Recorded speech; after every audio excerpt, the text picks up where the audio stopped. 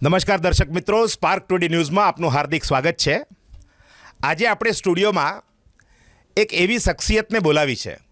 દર્શક મિત્રો, આપ બધાને ખબર છે, આપણે દર અઠવાડિયે કોઈ રમતગમતના ક્ષેત્રમાં હોય, કોઈ સામાજિક ક્ષેત્રમાં હોય, કોઈ રાજકીય ક્ષેત્રમાં હોય, કોઈ ધાર્મિક ક્ષેત્રના અગ્રણી હોય, જેને સમાજ માટે, આ દેશ માટે કંઈક યોગદાન આપ્યું હોય, સમાજ ઉપયોગી પ્રવૃત્તિ કરતા હોય, તેવી એક શખ્સિયતને આપણે આપણા સ્ટુડિયોમાં બોલાવતા હોઈએ છીએ. આજે પણ એક સરસ મજાનો પ્રસંગ, બોડી બિલ્ડિંગ કોમ્પિટિશનમાં જેને વડોદરાનું નામ આખા ભારતમાં રોશન કર્યું, જેને મિસ્ટર ઇન્ડિયાનો ખિતાબ મળ્યો. શરૂઆત એમને કરી એક નાના પાયાથી અને એક વિશાળ ફલક ઉપર આખા ભારતની અંદર એમને બોડી બિલ્ડિંગમાં નંબર 1 મેળવ્યો છે. એવી જ એક શખ્સિયતને હું આપને આજે રૂબરૂ કરાવવા જઈ રહ્યો છું. આજે આપણી સ્ટુડિયોની અંદર વિરાજસિંહ સુનિલસિંહ રાજપૂત એટલે કે રાહુલજી એ આપણી સાથે છે. વિરાજભાઈ, આપનું હાર્દિક સ્વાગત છે સ્પાર્ક સ્ટુડિયોમાં. એમની સાથે એમના પિતાજી એ સુનિલસિંહજી રાહુલજી, એઓ પણ અહીંયા સાથે આપણે આવ્યા છે. આપણે એમની સાથે પણ વાત કરીશું. રાહુલજી પોતે વિરાજ, એ પોતે વડોદરાની મહારાજા સયાજીરાવ યુનિવર્સિટીમાંથી આર્ટ્સમાં પોતાનું સ્નાતક પદ મેળવ્યું છે. પોતે અહીંયા વડોદરાની અંદર જ અત્યારે એક શિક્ષક તરીકે પણ પોતાની ફરજ, સરસ્વતી સ્ટડી સેન્ટર આની અંદર એ શિક્ષક તરીકેની એની પોતાની ફરજ બજાવી રહ્યા છે. સુનિલભાઈ જે છે એ પણ આજ સરસ્વતી સ્ટડી સેન્ટરના સંચાલક છે. જે વિરાજ છે એના વાઈફ પ્રિયંકા, એ પણ એની અંદર ભણાવે છે, એ પણ આર્ટ્સના ગ્રેજ્યુએટ છે. અને દર્શક મિત્રો, આ જે સ્કૂલ છે વિદ્યા મંદિર, આ વિદ્યા મંદિર સ્કૂલ, એના તેઓ વિદ્યાર્થી રહ્યા છે.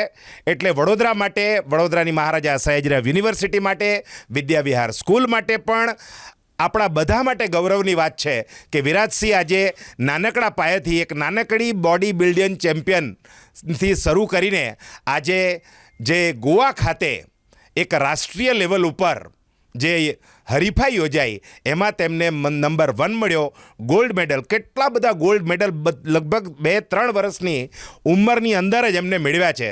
તો દર્શક મિત્રો, આવો આપણે સીધી જ વાત કરીએ વિરાજસિંહ સાથે. વિરાજભાઈ, કેમ છો? બસ મજામાં. હવે તમે અમારા દર્શક મિત્રોને જણાવો, આ તમારી જર્ની કેવી રીતે શરૂ થઈ?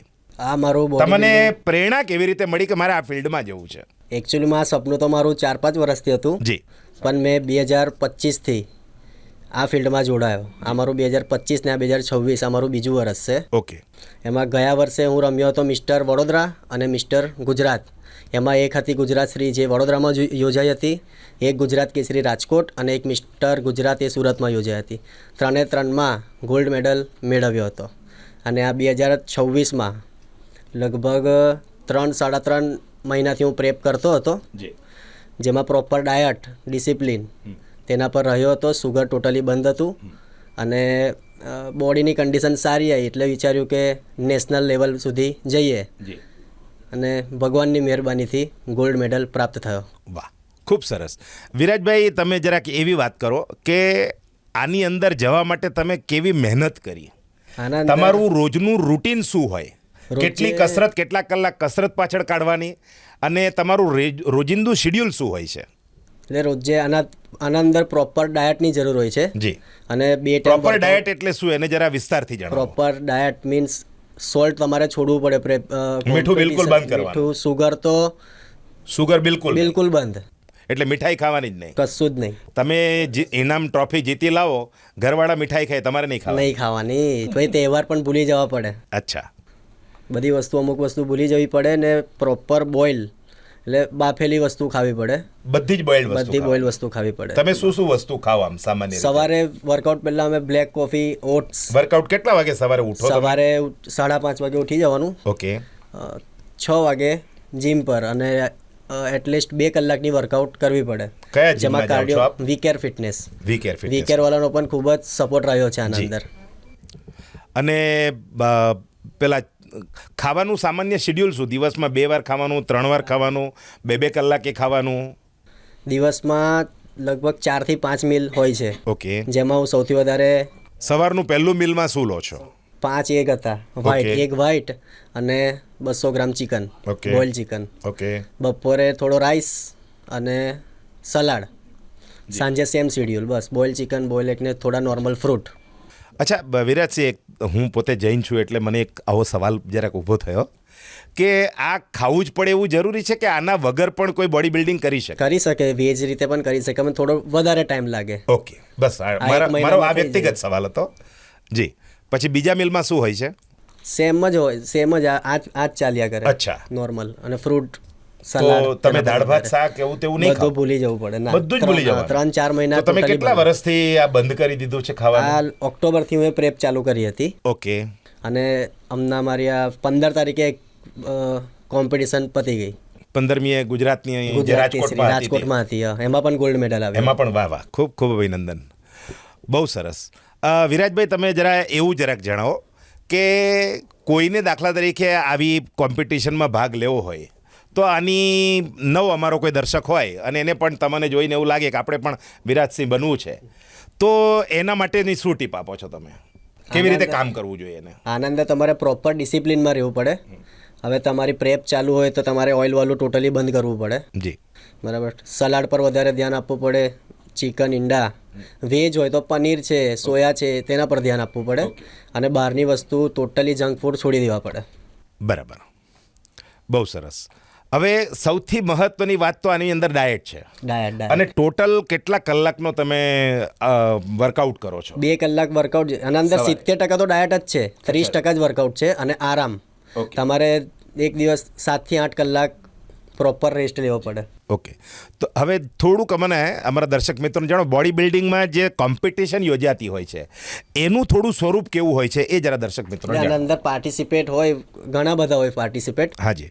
જ્યારે હું ફર્સ્ટ ટાઈમ 2026માં મિસ્ટર વડોદરા રમ્યો હતો, તેમાં ચેમ્પિયન ઓફ ચેમ્પિયનનું બિરુદ મળ્યું હતું મને. હાજી. તેના મોટી અંદર- ટ્રોફી મળી તે? હા, મોટી ટ્રોફી મળી. જી. તેના અંદર લગભગ 120 ઉપર પાર્ટિસિપેટ હતા. ઓકે, 120 પાર્ટિસિપન્ટ્સમાંથી તેમાં આપણે- તમે પહેલા નંબર પર. હા, એમાં ટાઇટલ આપણે જીત્યા હતા. આ કોના દ્વારા આયોજિત કરવામાં આવેલી? એસ મીરા ક્લાસિક કરીને હતું. ઓકે. તેમને મિસ્ટર વડોદરા ફર્સ્ટ ટાઈમ જ યોજ્યું હતું. ઓકે. એમાં સારું એવું રોકડ પુરસ્કાર પણ હતું. અને આખા ગુજરાતમાંથી લોકો આવ્યા હતા? હા, ના, વડોદરાના, બાકી ગુજરાતમાં અચ્છા, ગુજરાતની જે કોમ્પિટિશન એમાં એ. આખા હવે આ બોડી બિલ્ડિંગમાં એક્ઝેક્ટલી કેવી રીતે પેરામીટર શું હોય છે, તમારે કરવાનું શું અને કેવી રીતે તમારા આમ મૂલ્યાંકન થતું હોય છે? એટલે આના અંદર એ જ વસ્તુ હોય છે, તમારે પહેલેથી વિચારવું પડે. એટલે મારે આ સપનું 4 વર્ષ પહેલા હતું કે મારે રમવું છે. જી. પછી આ કોરોના એ આવ્યું, એના લીધે આમાં વેટ લિફ્ટિંગ કરવાની? વેટ લિફ્ટિંગ અલગ વસ્તુ આવે. હા, તો આમાં તમારા આની અંદર બોડી બિલ્ડિંગમાં શું કરવાનું આવે? હા, એ જ ડાયટ તમારે ડાયટ વગેરે કરીને તમે સ્ટેજ ઉપર આવો ત્યારે શું કરો? સ્ટેજ પર આવતા એની પહેલા કાપ્સ લોડિંગ થાય. આમાં જે છેલ્લા 20 દિવસ બાકી હોય તમે કાપ્સ ટોટલી છોડી દઈએ. રાઈસ છે, ઓકે, રોટલી છે, એ બધું ટોટલી બંધ કરી દઈએ. ઓકે. એના પછી જ્યારે અમે વેટ આપી દઈએ એના પછી કાપ્સ લોડિંગ થાય. કાપ્સ લોડિંગ થયેલા બોડી તમારું ફૂલનેસ આવે. અચ્છા. અને ત્યારબાદ સ્ટેજ પર ચડીએ. અત્યારે કેટલું વેટ કેટલું છે આપનું? હું રમ્યો તો ત્યારે 54 kg હતું. ઓકે. હમણાં તો વધી ગયું છે. ઓકે. અને તમારે કેટલું વજન ઉઠાવી શકો છો તમે? વેટ તમારું 54-55 વેટ હોય, 60 દાખલા તરીકે હોય તો ના, તમે પૂરા પ્રેપના ટાઈમે એકદમ લાઇટ વેટ મારતા હોઈએ Light અમે. weight વાત. હા, Okay. કેમ કે હેવી વેટ અમારાથી વાગે નહીં એ ટાઈમે. ઓકે. કેમ કે બધું બંધ હોય, કાપ્સ બાપ્સ બંધ હોય અમારા, રાઈસ બાઈસ બધું બંધ હોય ને એનર્જી ડાઉન હોય. તમે એટલે જરા છેલ્લા 2 દિવસ પાણી ટોટલી બંધ કરવું પડે. ઓકે, 2 દિવસ 2 દિવસ સુધી પાણી બંધ કમ્પ્લીટ કરવું. 24 નું 48 કલાક total પાણી બિલકુલ નહીં બિલકુલ પીવાનું. બંધ એનું કરી શું દેવું. કારણ? થોડું પણ પાણી પીએ એટલે વોટર ઇન્ટેક થઈ જાય. અચ્છા. વોટર ઇન્ટેક થઈ એટલે બોડીની કન્ડિશન થોડી ડાઉન થઈ જાય. અચ્છા. નંબર જતો રહે. Okay, okay. તમે જરા, હું માઇક આપનું પકડું છું, જરા તમારી બોડી જરાક અમારા દર્શકોને બતાવો કે કેવું લાઈવ જોઈ શકે.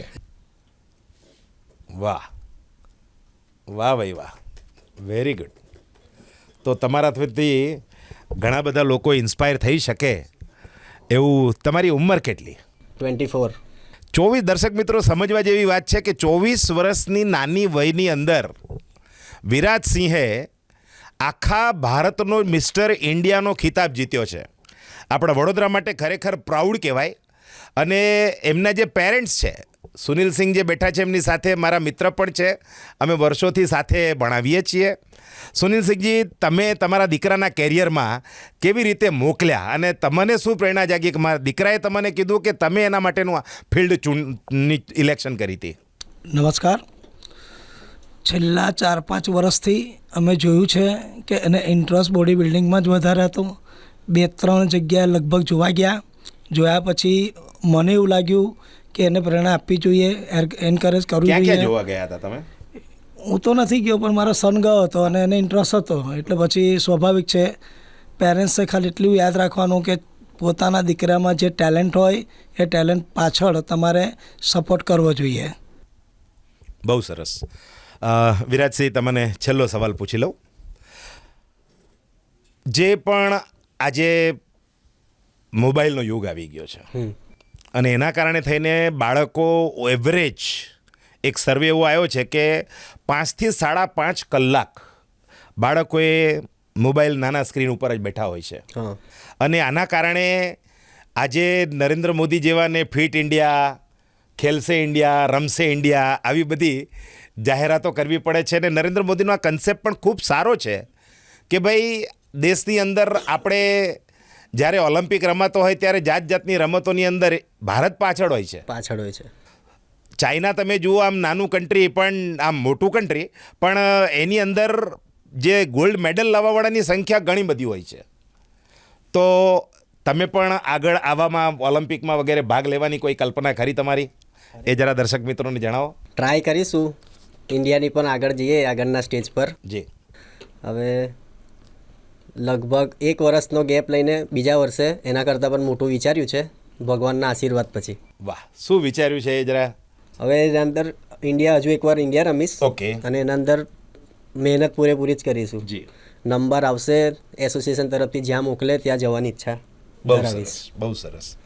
તો વિરાજસિંહ આગામી દિવસોમાં એ વિશ્વ ચેમ્પિયન માટે પણ જવા માટે ઉત્સુક છે.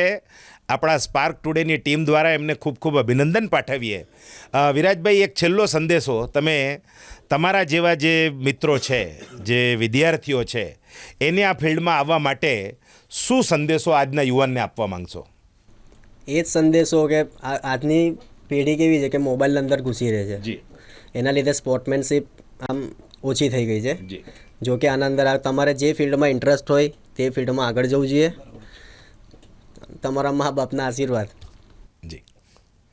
તો આ હતા વિરાજસિંહ સુનિલસિંહ રાહુલજી, પોતે રાજપૂત છે અને આપણા માટે ગૌરવની વાત છે કે વડોદરાની આ ધરતીનું રતન એ આજે ભારતના ફલક ઉપર આવ્યું છે. મિસ્ટર ઇન્ડિયાનો એમને ખિતાબ ગોવા ખાતે જ્યારે એમની આ કોમ્પિટિશન યોજાઈ હતી ત્યારે એમને એનાયત કરવામાં આવ્યો છે. ગુજરાત પણ અનેકવાર રમી ચૂક્યા છે, વડોદરા રમી ચૂક્યા છે અને વડોદરામાં ખૂબ મોટી ટ્રોફી, દર્શક મિત્રો, અમે આપને એના વિઝ્યુઅલ્સ પણ બતાવીએ છીએ એટલે આપને ખ્યાલ આવશે કે કેટલા મેડલ આટલા નાની ઉંમરમાં, લગભગ 2-3 વર્ષના સ્પાનની અંદર જ વિરાજસિંહ રાહુલજીએ આટલા બધા મેડલ જીત્યા છે. વડોદરા અને ગુજરાત અને ભારતનું નામ એમને રોશન કર્યું છે. વિરાજસિંહજી, સ્પાર્ક ટુડેની આખી ટીમ આ ભવિષ્યમાં પણ આ ક્ષેત્રમાં ખૂબ આગળ વધો અને ભારતનું, ગુજરાતનું, વડોદરાનું નામ આખા વિશ્વમાં રોશન કરો એવી અમારી સ્પાર્ક ટુડેની આખી ટીમ તરફથી તમને ખૂબ ખૂબ શુભેચ્છાઓ.